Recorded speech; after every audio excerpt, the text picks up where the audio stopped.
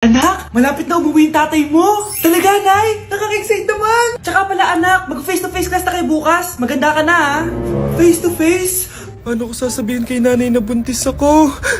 A few moments later. Kain ka lang, anak, ha? Sige po, Nay.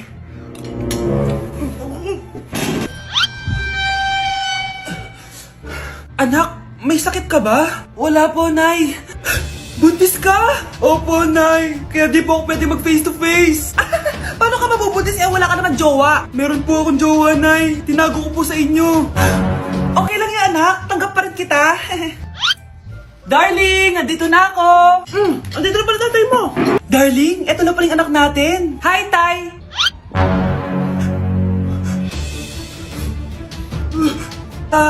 May problema ba? Darling, magpapaliwanag ako. Nay, siya po yung sinasabi ko na boyfriend ko. Top 1 po ako sa klase. Talaga, anak? Mahal ka talaga sa akin. At dahil dyan, may iPhone 13 Pro Max ka. Wow, thank you, Nay.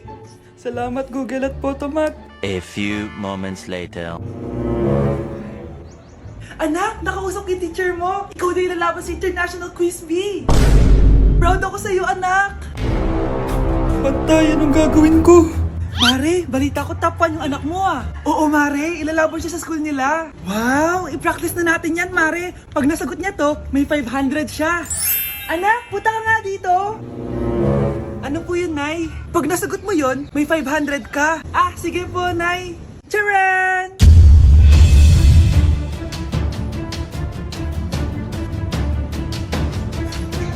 Ano, anak?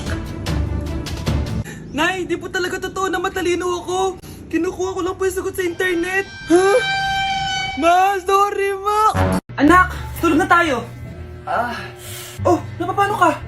Sakit ng tiyan ko dahil ata ito sinuluto mo, Nay. Aba, ang sarap yan ang niluto ko. Lasang panis kaya, Nay. Bastos ka. Sandali lang, kukuha ko ng gamot.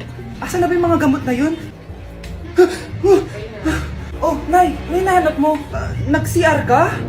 Opo, Nay. Kanina pa ako nandito eh. Ha? Di ba nasa kwarto ka? Ha? Ano pinagsasabi mo, Nay? Wait lang. Sino yung nasa kwarto? Ako rin yun, Nay. Ha? Matagal na akong patay, Nay. Naalala mo pa na nilason mo ako? Magbabayad ka. Nay, ngita ka, tinakot mo pa ako, ha? Hindi mo ba alam na may kakambal ka? Oo nga pala, Nay. May kakambal pala ako. Para kang bobo. Bilis naman tumanda ni nanay. Sana mas madaming oras yung binigay ko sa kanya nung bata ako. Anak, tara labas tayo. Wala na kasi tayo masyadong banding eh. Tsaka nanay, alas kami ng mga friends ko eh. Sige anak, next time na lang tayo umalis. Hello, Be, saan ka na? Anak, sabay ka na sa akin, kain na tayo dito. Busog pa ako, Nay, mamaya na lang. Tsaka di ako kumakain ng gulay, di ba? Sige anak, pagtitira pa rin kita, ha? Ano ba yan? Ano ba yan, Nay? Anak, hindi ka ba natutulog? Tingnan mo nga yung tsura mo. Wala namang pasok bukas, di ba? Sige na, good night na. Patay mo ilaw, Nay. Sige anak, good morning. Sana gising ka din kapag gising ako. Anak, samahan mo ako magpa-check up. Nay, hindi ako pwede. Nagagawin ako assignment to. Sige anak, ako na lang mag-isa. Galingan mo dyan, ha. Huy anak, aalis ka ba? May time ka ba, Nay? Tara, alis tayo. Libre kita. Sige. Tara. Be, picturean mo nga ako. Sisend ko lang dun sa crush ko. Sige, Be, mag-posing ka na dyan. Yan, sige pa. Maganda ba, Be? Tingin nga, Be. Ina mo, Be? Nilaloko mo ba ako? Todo post ako dito tapos naka-front cam pa lang hinayupak ka? Ang pangit mo kasi, Be. Ang klase mo kaya yan. Hampis ko kaya to sa'yo. Walang magkokopyahan ah. Be, nasagot ka ba sa number 6? Letter B. Letter B. Thank you. Be, anong sagot sa atin? Be. Pass your papers in 5, Be, 4. ano yun? Be, dali na. Anong sagot sa 10? Sa number 10? Mama mo. Tumita ka? Binigyan kita ng sagot tapos ibabalik mo sa akin? Akin na yan. Ito. Bigay mo sa mama mo. Ay, sorry na. A few moments later. Be, di ba crush mo yun? Be, huwag kang maingay. Baka marinig niya. Psst, hoy! Crush ka daw na ito, oh! Kung ina mo, Be. Crush mo ako? Hello? Tingnan mo nga yung tsura mo. Pangit mo. Ma'am, pwede pa po ba ako mag-take ng quiz? Absent kasi ako kahapon eh. Ay, hindi na! Absent pa more! ospital. Nagkasakit po kasi ako, ma'am. Oh, anong gagawin ko? Ma'am, pwede ba ako mag-quiz kahit absent din ako kahapon? Oo naman. O ito, magsimula ka na. Thank you po, ma'am. Bakit siya pwede mag-quiz, ma'am? Bakit? May problema ka ba? Oo, may problema ako. Favoritism ka. Palagi na lang sa Samantha yung binibigyan mo ng chance. May galit ka ba sa akin, ma'am? Sabihin mo. Hindi ako galit sa'yo. Pero sa nanay mo, oo. Wag na wag mong dadama yung anak ko sa problema mo sa akin. Nay, anong meron? Yang nanay mo, pabida. Dapat ako yung top 1 ng high school kami. Alam naman natin dalawa na deserve ko talaga maging top 1. Hindi kagaya mo, binabayaran yung school para tumaas ang grades. Totoo ba yun, Nay? Sinungaling ka! Mana ka naman para sa nanay mo, Samantha. Nga pala, alam na ng principal yung pagiging favoritism mo. Good luck na lang sa'yo, ah. Good morning, class! Na-like ng kifi ko! Na-like ng deck ko. Aba, grabe na tong mga to. Ganyan na ba yung mga natututunan nyo ngayon? Sabi ko na nga ba walang magandang dulot yung TikTok na yan. Uso kasi to, ma'am. May bago na nga eh. Hay naku, Samantha, tigilan mo ako. Ano namang bago yan? Eto po, ma'am, tuturuan ko kayo. Anong pinang-like mo, Samantha?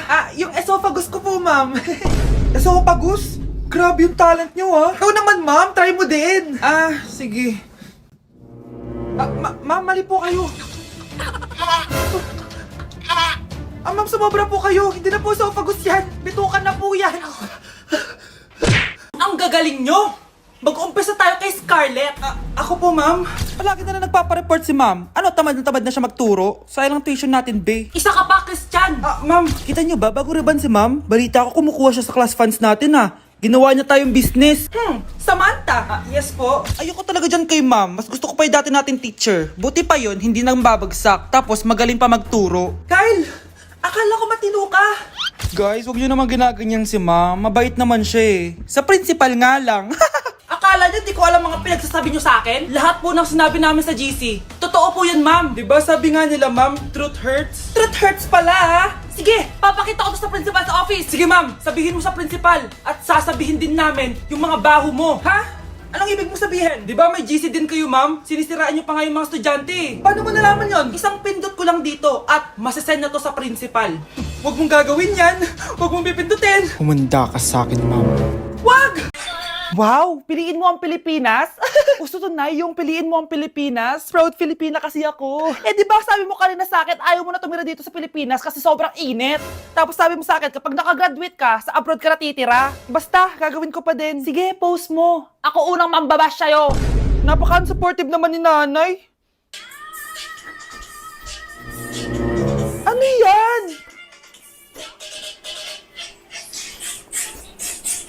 Kailan pa lagi sayaw yan? Di ba transition yan? Eto na po kasi uso ngayon, Nay eh. Puro kayo sabay sa uso. Akala nyo maganda. Mukha lang kayo nakakatawa. Basher talaga tong si nanay. Buti pa si Kyle, nag-aaral ng mabuti. Hindi yung kung ano-ano ginagawa. Yun pala yun. Patingin nga, anak. Sanananan. Tatatak, tatak, tatak. Ano to, anak? Lyrics po ng Asoka, Nay. Puro kayo Asoka. Sanananan. Ay! Umuulan pa! Mga gamit ko! Ayan, di ka kasi nagdadala ng payong. Pag ikaw nagkasakit ha, pasalamat ka, nandito ako. Michael, ba't nandito ka pa? Hatid na kita sa bahay niyo, baka mapano ka pa. Gusto ko safe ka makauwi. Lo, sige na nga. Go na, be! Scarlett? Michael? Ship ko kayo! You may kiss the bride. Kiss na kayo! Anong kiss? Lu, parang di gusto. Dalian yan, nakis mo na sa noo. Humanda ka, Scarlett. Tapos na yung maliligayang araw mo. Hi, Bes! Uy, Bes! Boyfriend ko nga pala, Michael, si Samantha, best friend ko. Hello, Samantha. Nice to meet you. Hi, Michael. Ako nga pala si Samantha. Una na kami, Bes, ha? Bye-bye.